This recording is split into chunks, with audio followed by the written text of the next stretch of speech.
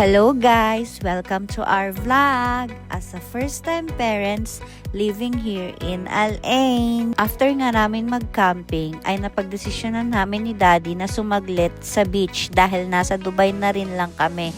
Kaya sinulit na rin namin. So habang papunta nga kami sa beach ay sa daanan ay nakakita kami ng napakaraming camel. Kaya ayan, napag-isipan kong video sila dahil nakakatuwa dahil napakadaming camel dahil sa Al-Ain wala akong makitang ganito. At dahil gutom na nga kami, dahil hindi pa kami nag-lunch, ay nag-stop over muna kami sa isang restaurant dito sa Dubai, Seven Stones Restaurants. Napakasarap ng pagkain. Wala yung Filipino chef nila dahil nga Ramadan, late ang pasok niya. So, ibang lahi ang nagluto pero di ko expect masarap ang luto. Pumunta nga pala kami sa Kite Beach sa Dubai. Dahil sabi ko kay Daddy, gusto kong mag-beach. Dahil gusto kong ilubog at ibasa yung mga paa ko para mag-lessen yung pagsuswell ng paa ko. Alam mo na, buntis, kaya nagmamanas. Kaya ayan, ang therapy ni buntis, kailangan ibabad at saka ilubog sa buhangin ng mga paa. At saka sa beach talaga ako nakakakuha ng kapayapaan. Kapayapaan, uy!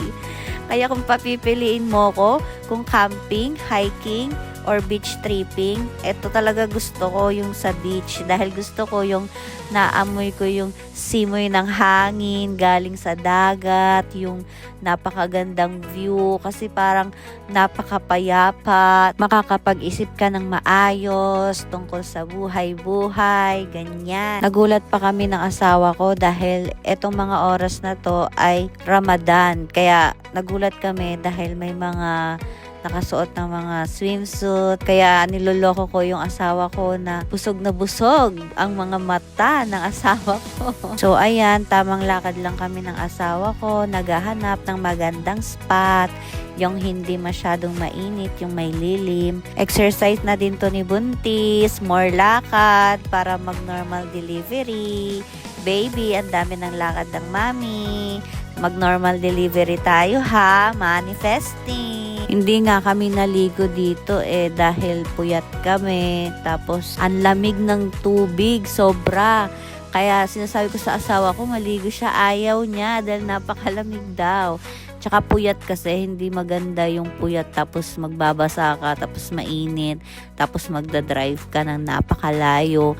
Kaya basa-basa na lang ng paa ang mami dahil yun naman talaga yung ipinunta namin sa beach para magbasa at ilubog ang paa. So sa video na nga ito ay naramdaman ko na kung gaano kalamig ang tubig sa dagat.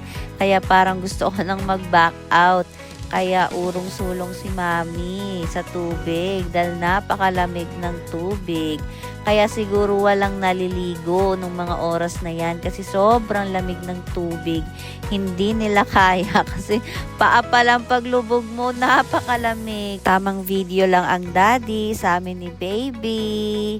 Nag-enjoy na din ang mami after mga ilang minutes dahil na-absorb na ang lamig ng tubig. Pero kailangan mag-ingat pa rin dahil napakalakas din ng alon. Baka maalon ang mami. Lalo pat may daladalang baby sa loob ng tiyan. Hindi pa masyadong makabalance. Mabigat kasi si baby. Yun, dito na nga kami sa Kite Beach ng Dubai. Oh, okay. Yan si Mami tsaka si Baby. Nasa Kite Beach kami. Dubai Kite Beach. So mag-dip lang kami dito para magbasa ng paa. From Al-Ain. Tumayo kami dito para magbasa lang ng paa.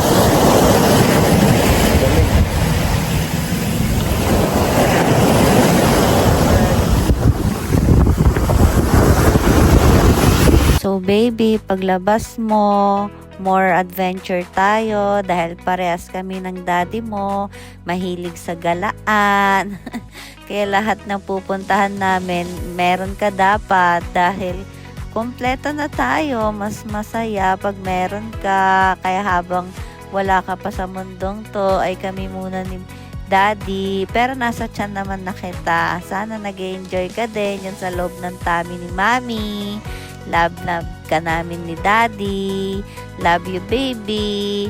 So, So, ayan, pauwi na nga kami ng Al Ain. Sa next video ulit. Bye!